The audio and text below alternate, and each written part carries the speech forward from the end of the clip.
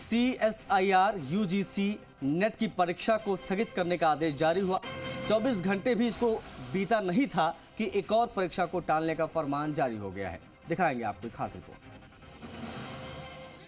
पहले UGC net, फिर CSIR UGC net और अब नीट PG। हफ्ते भर में 3 परीक्षाएं या तो टाल दी गई या फिर रद्द कर दी गई। नीट के एक पेपर में गड़बड़ी क्या हुई? सरकार ने हर एग्जाम के लिए फूक फूक कर कदम रखना शुरू कर दिया। 3 परीक्षाओं को स्थगित और रद्द किए जाने का ऐलान हो चुका है और आगे पता नहीं अगला नंबर किस परीक्षा का है। सरकार के फैसले पर राहुल गांधी ने सोशल मीडिया के जरिए कटाक्ष किया। उन्होंने लिखा, अब नीट PG भी स्थगित। ये नरेंद्र मोदी के राज में बर्बाद हो चुकी शिक्षा व्यवस्था का एक और दुर्भाग्यपूर्ण उदाहरण है। बीजेपी राज में छात्र अपना करियर बनाने के लिए पढ़ाई नहीं, अपना भविष्य बचाने के लिए सरकार से लड़ाई लड़ने को मजबूर है। अब ये स्पष्ट है, हर बार चुपचाप तमाशा देखने वाले मोदी पेपर लीक रैकेट और शिक्षा माफिया के आगे पूरी तरह से बेबस हैं। नरेंद्र मोदी की असक्षम सरकार स्टूडेंट्स के भविष्य के लिए सबसे बड़ा खतरा है। हमें देश के भविष्य को उससे बचाना ही होगा। एनटीए कह दीजिए ना कि हम यह संसाधन या संस्था नहीं चला पा रहे हैं। केवल एनटीए के अधिकारियों को बदलने से कुछ नहीं होगा, सरकार पूरे सिस्टम को बदलना पड़ेगा।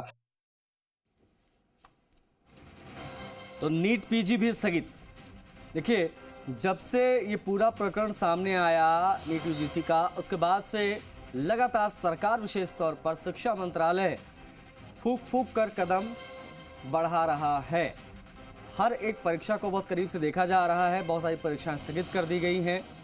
1563 छात्रों की आज परीक्षा हो रही है। ये वो ग्रेस मार्क्स वाले छात्र हैं जिनकी मार्किंग देखकर, जिनको प्राप्त हुए नंबरों को देखकर शक हुआ और ये मामला खुला। तब पता चला कि आखिर किस प्रकार से गड़बड़ झाला इस पूरे मामले में था। नीट एग्जाम सेंटर बनाए गए हैं 7, जहां पर आज 1:30 बजे तक एंट्री होगी। 5:20 तक ये पेपर चलना है। सुप्रीम कोर्ट के आदेश पर दोबारा यह परीक्षा 1563 अभ्यर्थियों की कराई जा रही है। कुल 24 लाख बच्चे अपेयर हुए थे।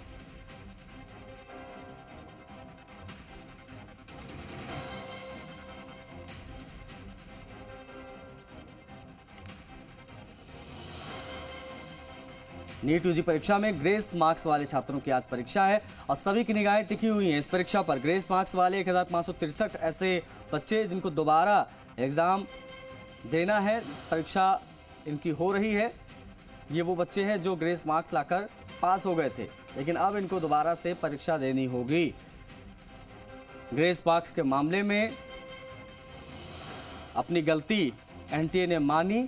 कहा गया कि ये हमारी गलती थी।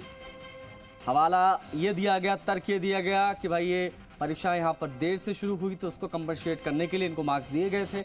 लेकिन जिस प्रकार से मार्क्स दिए गए थे वैसे किसी भी लॉजिक में फिट नहीं बैठ रहे थे। ये बहुत बड़ा कारण था कि पूरा मामला खुलकर सामने आया।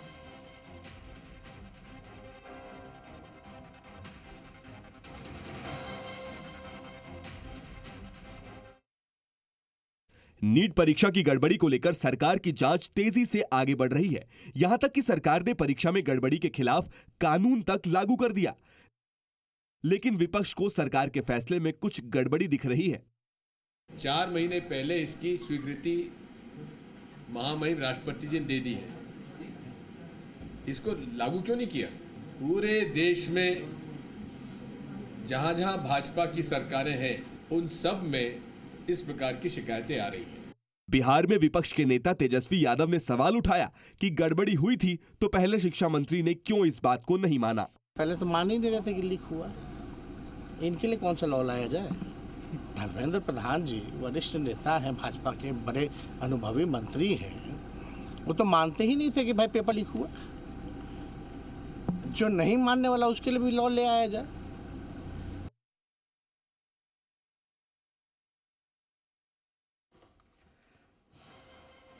तो नीट पेपर लीक मामले की CBI जांच होगी।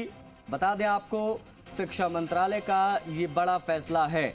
नीट पेपर लीक मामले में ये सबसे बड़ी कार्रवाई है कि NTA के DG सुबोध कुमार को हटा दिया गया। कल प्रदीप सिंह खरोला NTA के नए DG बनाए गए हैं। NTA में सुधार के लिए उच्च स्तरीय जांच कमेटी का भी गठन किया गया है।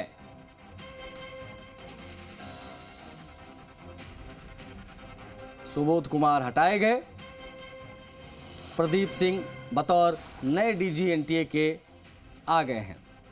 इन सब के बीच में आपको ये दें कि उच्च स्तरीय हाई लेवल एक कमेटी बनाई गई है जो इस पूरे मामले की जांच कर रही है। शिक्षा मंत्रालय ने अब तक क्या क्या फैसला लिया है, क्या गतिविधियां रही हैं, क्या अपडेट्स, वो सभी हम आपको लगातार बता रहे हैं।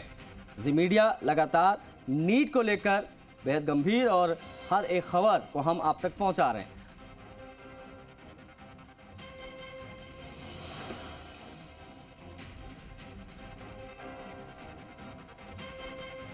एक 1563 छात्र आज एग्जाम दे रहे हैं, 7 सेंटर बनाए गए हैं।